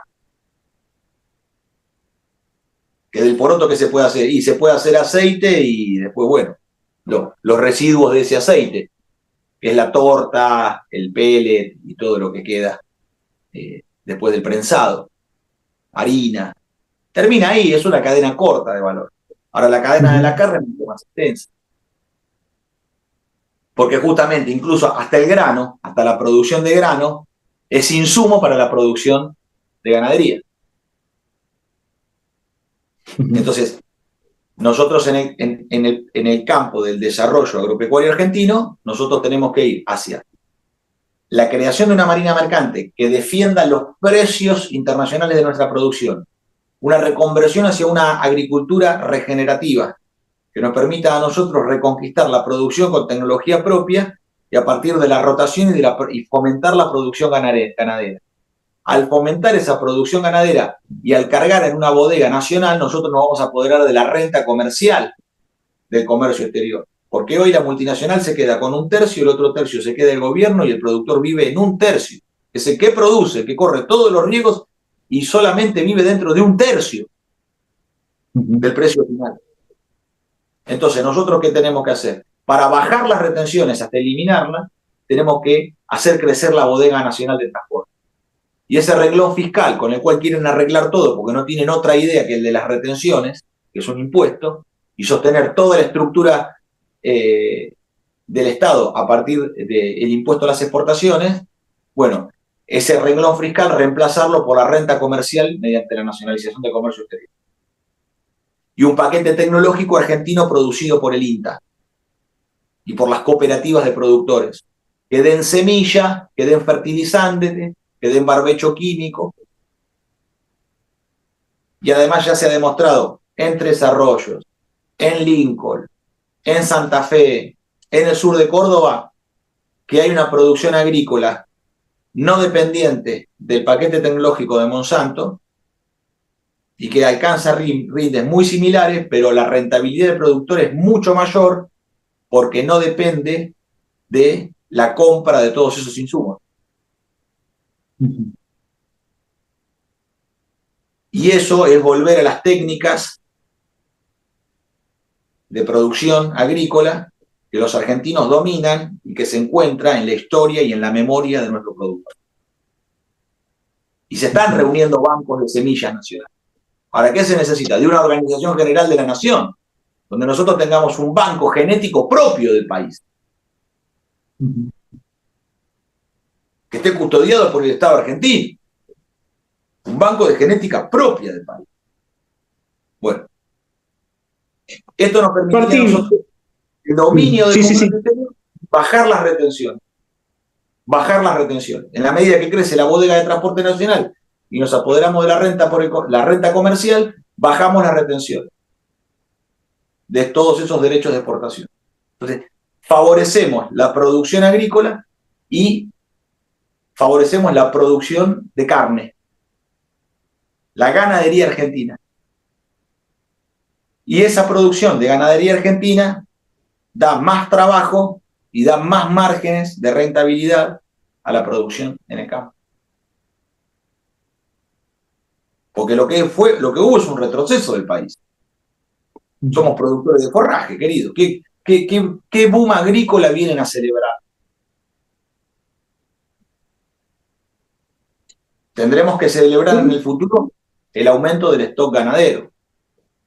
Con respecto al tema de las hidroeléctricas y el tema de las fábricas militares, que hoy, digamos, atrás de la operación Alberto Fernández y todo esto que hacen los medios, se esconde el intento que tiene el gobierno de privatización de estos lugares, ¿no? Que son, para el desarrollo de la nación, son muy importantes, ¿no? Sí, por supuesto. Lo que está ocurriendo ahora es que las hidroeléctricas están todas con vencimientos próximos, las concesiones. Entonces, ¿qué ocurre? Como los vencimientos coinciden también con una etapa donde tienen que entrar en la reparación de media vida, muchas de ellas. Claro, ningún concesionario quiere hacerse cargo del costo de mantenimiento y de reparación de media vida de esas centrales. Entonces, ¿qué quieren hacer? Entregarla, que se haga cargo. Para después, cuando estén hechas las obras de reparación, arreglar a algún político y volver a hacerse de las mismas para seguir pescando en la pecera, ¿no? Porque pescan en la pecera. Pescan en la pecera. Nos tienen a todos agarrados en un mercado cautivo, que es el de consumo eléctrico, en el cual pescan en la pecera. Bueno, Martín, te quiero hacer una consulta. Sí. De volver a recrear agua y energía. Sí. Y dominar completamente las cuencas, porque hoy las negociaciones se están dando con Mekorot, que es una empresa del Estado de Israel, a la cual se le entrega el dominio de las cuencas hídricas argentinas, y lo que habría que hacer es, mediante Agua y Argentina y el Instituto Nacional del Agua, volver a tener dominio sobre nuestras cuencas y sobre todo lo que acontece en nuestras cuencas, entre otras cosas, las centrales hidroeléctricas. Volver a la idea del Estado empresario, que es lo que hizo grande a la nación, porque es una idea de concepción de defensa total de nación y pueblo en armas. Pues se necesita de un instrumento de magnitud y de tamaño suficiente para poder enfrentar a los poderes del imperialismo, que son las multinacionales, las embajadas extranjeras. Porque obviamente que no operan directamente a través de sus propias empresas del Estado sobre nosotros. No, los ingleses siempre comerciaron con la Argentina a través de empresas privadas, pero todo eso es una cadena de valor total, desde el frigorífico Anglo, donde entraban las vacas, el ganado en pie argentino, entraba en el frigorífico Anglo. Del frigorífico Anglo se hacía la faena en el puerto manejado por los ingleses y se cargaba en los buques ingleses de la línea Blue Star Line. Y de la línea Blue Star Line hacía puerto en Inglaterra y se distribuía a través de la compañía Battery Brothers con una red de 2.500 carnicerías en el Reino Unido. Entonces, desde que entraba el ganado en pie argentino en el frigorífico Anglo, hasta el churrasco que le venden a los ingleses en una red de 2.500 carnicerías y toda esa cadena de valores ingleses, y son ingleses que se venden a ingleses. Y después te vienen a decir, no, lo que pasa es que el precio del mercado está. ¿Qué precio del mercado? No existe eso. Pagan barato acá el ganado en pie, pagan barato acá la venta a la compañía que exporta, y allá recuperan todo el valor a través de las triangulaciones que hay entre ellos mismos. Por eso es tan importante la Marina Mercante para la nacionalización del comercio exterior. Para poder justamente, vos fíjate, con Perón nosotros, en esa época, antes del 55, nosotros le vendíamos a $507 la tonelada de carne refrigerada, free on board, puesta en el barco al inglés. La fusiladora lo primero que hace es derogar el IAPI y retrotrae los contratos a antes del IAPI. Y pasamos de cobrar $507 la tonelada a $250 la tonelada. La mitad. Claro. Eso es lo que hizo la fusiladora de Rojas y Aramburu. Esa es la subordinación a Inglaterra, y por eso es un golpe de los ingleses contra Perón. Porque retrotrae las cosas a antes de Perón. Y hasta el 55 nosotros le cobrábamos $507 a los ingleses por nuestra carne puesta en el barco, en el puerto de Buenos Aires. Si la llevábamos nosotros, además ganábamos el pleito. Y en el 56 están vendiéndole la misma tonelada de carne a la mitad, $250. Esas son las razones de la fusiladora, y no otras. Martín, en estos días se estableció o se hizo una nueva constitución en la provincia de La Rioja, que dicen que es muy parecida a la constitución del 49. ¿Qué opinas de este tema? No lo sé, no la leí y prefiero no opinar de aquello que no leí. Pero así también me han dicho que en la Constitución figura la renta básica universal. Es totalmente contrario a la Constitución del 49, porque la Constitución del 49 es una constitución espiritualista y con centro en el trabajo. Y la renta básica universal es enemiga del trabajo, es enemiga de la humanidad y es esclavitud. Es una idea inglesa de esclavitud. Bajo una parte de la Agenda 2030, ¿no? Por supuesto, que es parte de la falsedad que el inglés predica a través de sus teólogos en la Argentina, de que estamos en el fin del trabajo. Fin del trabajo. La Argentina importa $100.000 millones del extranjero en producto que no fabrica. Argentina importa 8 de cada 10 autos que se venden en la Argentina son importados. Mirá si no se trabaja en otras partes del mundo. ¿Qué es lo que vienen a decir? Que el trabajo no existe más. No, lo que le quitan el trabajo es al argentino. Y sobre la desocupación y la falta de trabajo que tenemos inducida desde el extranjero, nos quieren convencer de que el trabajo se terminó. No, no va eso de ninguna manera. Eso es enemigo del pueblo y de la nación. Y eso no importa qué dirigente lo impulse, si es gobernador, si es intendente, si es presidente de la nación, si es presidente intergaláctico del universo mundial. No nos importa nada. Hay que combatir a ese ideario inglés de la renta básica universal, porque esa es la esclavitud del pueblo argentino. Que le paguen a la gente por no hacer nada, de ninguna manera. No va. Martín, cambiando de tema, ¿qué es la soberanía, Martín? Y la soberanía es la propia determinación del ser en su voluntad de poder. Y la soberanía popular es la que constituye la unión de argentino con argentino, en la cual el pueblo expresa su sentido de trascendencia, escribiendo su página en el mundo, a partir de ese conatus, ese freno a la muerte, esa voluntad de no morir, de no perecer, y de ese sentido trascendente. Y ese sentido trascendente lo constituye en una nación. Ese pueblo se constituye en una nación, que va trascendiendo.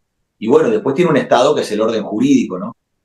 Que se da ese pueblo en esa nación a través del orden jurídico que el Estado da. Pero la soberanía es eso, es el acto de voluntad de afirmación de la vida, del ser. Por otro lado, ¿qué es la independencia? Bueno, no tener justamente que depender de otros. Entonces eso la comunidad nacional lo puede resolver. Los argentinos podemos ser independientes económicamente, porque nosotros podemos alcanzar la autarquía industrial, nosotros podemos fabricar por nosotros mismos todo aquello que nosotros necesitamos. Y los que no han hecho lo necesario no pueden venir aquí a dar consejos de que no, esto no se puede, esto lleva mucho tiempo. Y si nunca empezaron y siempre frenaron. Los que hace 30 años o 40 años dicen que no se puede fabricar en la Argentina un avión caza interceptor porque lleva 20 años de desarrollo y ya se comieron 40 años. O sea, ya se comieron 2 ciclos de los que ellos dicen necesitar para que eso se pueda hacer. Como se comieron 2 ciclos predicando de que no tiene sentido hacerlo porque lleva 20 años, vamos a seguir escuchando consejos de estos mismos personajes. Resignados que dicen, bueno, no, la idea no es fabricar algo todo en la Argentina, sino que tenga aunque sea un componente argentino. No, eso es estar subordinado al orden de la División Internacional del Trabajo, que es aceptar la usura industrial. No corresponde como argentino aceptar eso. Hay que luchar y hay que prevalecer. Hay que afirmar la voluntad de poder nacional. Nosotros dominamos el ciclo completo de la energía nuclear.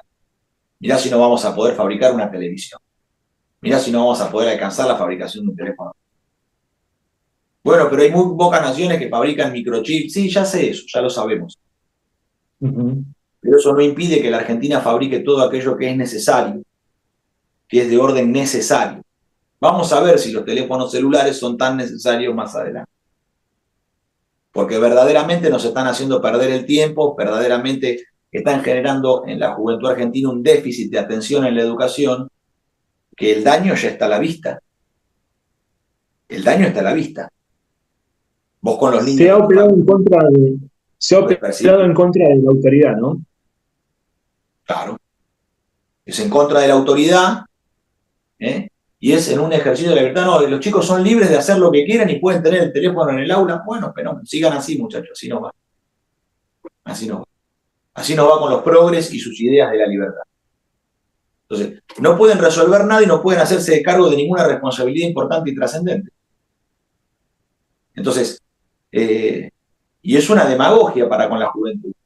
Y van a sufrir además el reproche de esos jóvenes que hoy están enviciando a través de esa demagogia, de hacerse los que son pedagógicamente modernos. Lo van a pagar más adelante, porque esos que hoy son jóvenes mañana van a ser adultos, y cuando sean adultos se lo van a recriminar. el acto de estupidez manifiesta que han cometido en contra de ellos.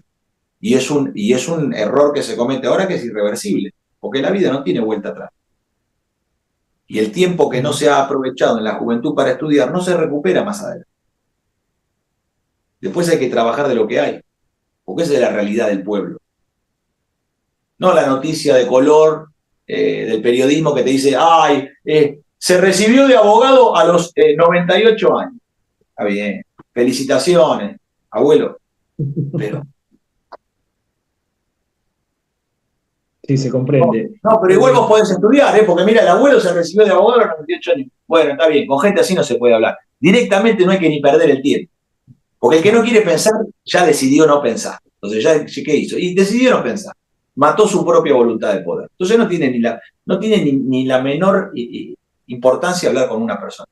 Lo que sí tiene importancia es reflexionar con los que estamos preocupados con la realidad nacional, con lo que se está haciendo con los niños y con los jóvenes en la Argentina, permitiendo que hagan apuestas a través del teléfono, o que ingresen en la prostitución a través de OnlyFans.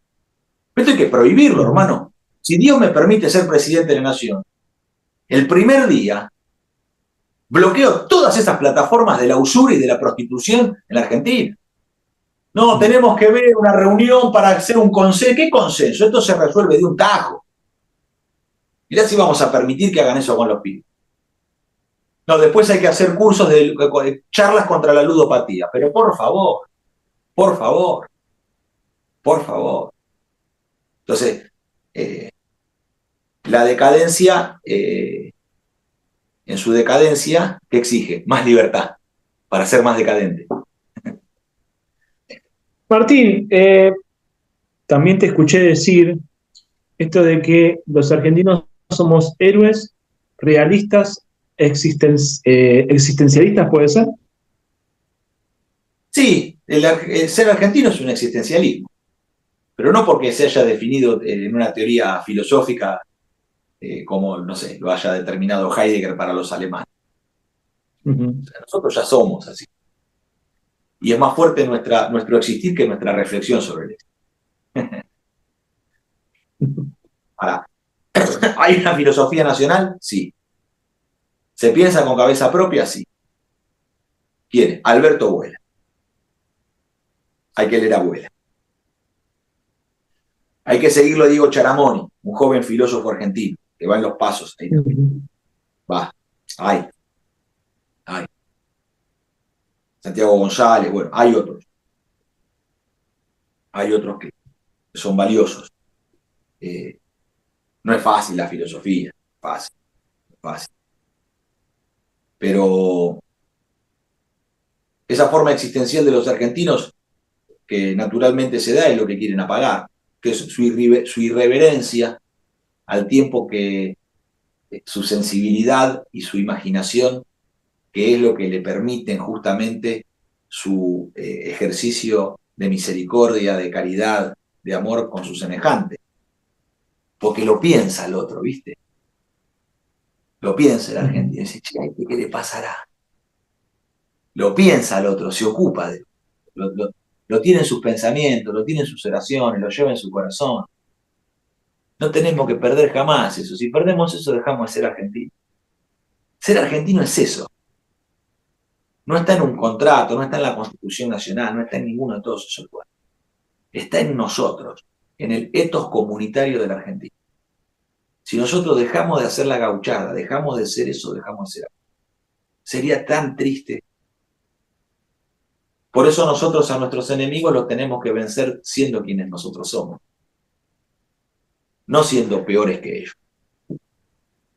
Por eso tenemos justamente, Dios ha puesto en la Argentina al general Perón, que es verdaderamente una caricia de Dios para los argentinos, porque el manual de conducción política de Maquiavelo, el Príncipe, bueno, es un manual amoral, al mismo tiempo que el de Sun Tzu, el arte de la guerra. Ahora, pero el manual de conducción de política de Perón es un manual moral. El fin no justifica lo. Es distinto. Hay una cosa que dice el general Perón, me recordaste, cuando baja del avión, lo primero que dice es, hay que reconstruir al hombre argentino, ¿no? Pero a su vez, yo te voy a hacer una pregunta, Martín, que ya nos estamos quedando sin tiempo, pero mientras tengamos tiempo, quiero que lo aprovechemos. Y sumarle a eso, ¿es el peronismo lo más cercano al ser argentino? Es una cosa que decía Alejandro Álvarez. Sí, yo creo que sí. Perón lo que encuentra, cuando él dice, yo encuentro la doctrina en el pueblo, no es que yo la escribo porque es mi idea. Y hay algo que se observa en esto que plantea, que hay que reconstruir al hombre vertical, ¿no? Bueno, el capítulo 19, capítulo 20 del Congreso de Filosofía, la comunidad organizada, que habíamos mencionado al principio, ¿no? De esta conversación. Bueno, ¿qué dice Perón con claridad? Donde se ha hecho doctrina filosófica de la angustia existencial y al punto de llevarla incluso a la náusea, de Heidegger a Sartre, dice, esto no quiere decir que no sea real. Dice, pero ¿por qué se da esto? Por cierto relajamiento biológico, porque se ha perdido la finalidad y la norma. Entonces, ¿qué debemos hacer? Recuperar para el hombre la fe en la misión. Hay que recuperar para el argentino la fe en la misión. Tiene que valer la pena la misión y tiene que valer la pena el compromiso de tener fe en esa misión. Para eso hay que respetar al semejante. El que está trabajando y el que está en misión tiene que ser respetado y tiene que ser protegido y cuidado en la misión en la que está. Hay que darle cobertura, ¿no? Es como el soldado que se manda de punta adelante. ¿Y qué hacemos nosotros? Y bueno, lo cubrimos con fuego, ¿no? Cuando sale corriendo para tomar una posición, lo que hacemos es disparar para darle cobertura.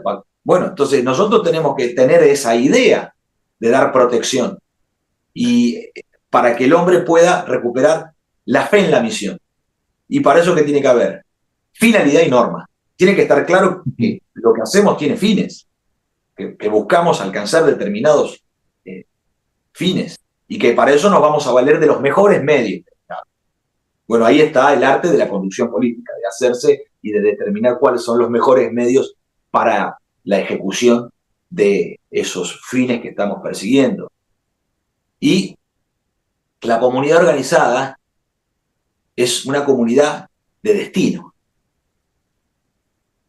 Tiene valores que la amalgaman y que la mantienen unida, pero además es una comunidad que tiene fines, tiene objetivos, persigue hacia adelante un ser en comunidad.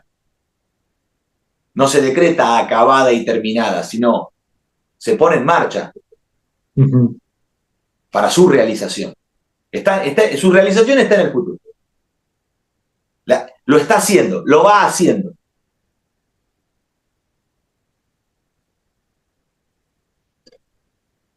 Hay una cosa que vos decís, Martín, que me gustaría que lo desarrolles un poquito, lo que tenemos de tiempo. Cuando decís algo que habías charlado con Alberto Huela sobre el tema de que él nació en una comunidad organizada y se encuentra hoy en una trinchera, ¿no? ¿La palabra? No, en una trinchera, ¿puede ser? Él nació en una comunidad organizada y se iba a morir tristemente en una tribu. Bueno, Alberto ya no lo está diciendo tanto eso, porque se ha encontrado con otros criollos que tienen la edad de sus hijos y que esa herencia para sus hijos gauchos que él nos está dando, obras sobre sus hijos gauchos, que somos nosotros, y que nosotros nos hemos juramentado que aquellos que sí hemos nacido en una horda, vamos a luchar, vencer y prevalecer en una comunidad organizada. Eso es lo que hemos acordado. Esa es la orden. Esa es la orden que nos constituye. Y ahora sí, para finalizar, Martín, ¿nos espera Perón en el futuro? Sí, claramente. Nos espera Perón en el futuro porque el movimiento nacional está en el futuro, porque la tradición no es la historia, sino aquello que es lo sagrado. Y no es la adoración de la ceniza, sino es pasar el fuego. Por eso está en el futuro, porque su voluntad de poder está en el futuro. ya está adelante. Nos llama desde el futuro. Nos llama. Es el movimiento nacional de los argentinos, que su expresión más acabada es la del general Perón, que además dejó por escrito una doctrina, dejó un proyecto como la comunidad organizada, un manual de conducción política, un modelo argentino para alcanzar una teoría definitiva, una teoría política definitiva, que haga de la causa del pueblo las razones de Estado, porque sobre esa base se iba a hacer la Constitución Nacional, que iba a estar redactada por el mismo pueblo argentino. Entonces eso es un acto donde ese poder que emana de Dios se deposita en el pueblo y el pueblo lo delega en los conductores. El Perón en el 74 lo que vuelve a hacer es volverle el poder que el pueblo le delega a Perón, Perón se lo entrega al pueblo, convocándolo en el modelo argentino y diciendo, de aquí saldrá la futura Constitución Nacional. Y cuando se despide finalmente, Perón dice, mi único heredero es el pueblo. Claro, no lo supimos entender, porque es como son esos mensajes que tienen profundidad y sentido de trascendencia. Viste, como cuando sos chico y escuchás de San Martín, ¿serás lo que debo hacer o no serás nada? Ah, ¿qué querrá decir eso? ¿No? Vos Claro, sentís sí, que sí. lleva algo importante en sí, pero no sabés qué. Y cuando Perón dice, mi único heredero es el pueblo. Ah, y sí. Entonces nosotros somos los que tenemos que llevar adelante ahora en nuestro tiempo. Es la hora del pueblo. Es la hora del pueblo. Es la hora del pueblo. Hay que unir al pueblo. La unidad es la unidad del pueblo argentino, eso es la más importante. La unidad de los argentinos. Porque hay que unirse, hay que ser más hermanos que nunca, porque sobre la hermandad de los que trabajan ha de levantarse en esta hermosa patria la unidad de todos los argentinos. Si somos nosotros los que trabajamos, si somos los trabajadores capaces de unirnos, seremos capaces de la unidad nacional. En este sentido, algo que dice Francisco, ¿no? Que es aquello de la unidad por encima del conflicto, algo que siempre utilizamos en este programa y que siempre lo recalcamos, y que yo le agregué no solo la unidad, sino también esto de la humanidad, ¿no? Con respecto a este gobierno que muchos compañeros hemos titulado o hemos tomado esto de el gobierno de la crueldad. Bueno, sí, la unidad es muy importante, porque tenemos que volver a pensar en esos términos de totalidad, unidos o dominados. Unidos o dominados. Esto es liberación o dependencia. Y para la liberación necesitamos a todos los argentinos unidos en un modelo argentino, en un proyecto nacional, que sea aquel que vaya determinando la carta de navegación de un futuro gobierno nacional. Y al quien le toque la responsabilidad de conducir desde la presidencia de la Nación como comandante en jefe de las Fuerzas Armadas, tiene que tener esa carta de navegación, la cual tiene que ser de ejecución irrenunciable. Porque si llegamos al gobierno, llegamos para eso. Y si no, mejor que no lleguemos. Pero si llegamos, llegamos para esa realización. Y si no, mejor que no sea. Porque esto tiene que ser en este todo de ejecución, que es la conducción política, tiene que ser el modelo argentino, esa teoría de total ejecución, acorde al ideario de los argentinos. Eso es lo que tiene que alcanzar. Y con esto, bueno, me despido, que la familia me reclama y también es importante. Muchas gracias, Martín, por haber estado en este programa. Bueno, más adelante nos gustaría que tengamos otro programa, pero bueno, sabemos que obviamente la familia es lo primero, Martín. Así que... Con todo gusto, sí, hacemos uno prontamente, cuando vos dispongas. Para mí es un gusto conversar con vos. Dale. Un gusto para nosotros también, Martín, conversar con vos. Así que bueno, los dejamos a un próximo programa con Martín Ayerbe. Y la verdad, un gusto enorme, Martín. Nos estamos viendo. Muchas gracias, hermano. Muchas gracias. Un abrazo. Muchas gracias, Claudia Avanzo, por estar ahí editando nuestro programa, que hace ella también que este programa esté al aire, porque este programa no solo es lo que ven cuando uno habla, sino en el programa, sino lo que se hace en la semana, ¿no? Y Claudia está ahí trabajando y editando para que este programa esté lo mejor posible. Así que, los invitamos a continuar viéndonos por Patria TV. Y bueno, me gustaría que dejen sus opiniones sobre los temas que vamos vertiendo y temas que les gustaría a ustedes que también toquemos sobre lo que tiene que ver con el pensar de los argentinos. Así que, bueno, pasó por aquí Martina Yerbe, los dejamos hasta un próximo programa de Doctrina y Realidad Justicialista.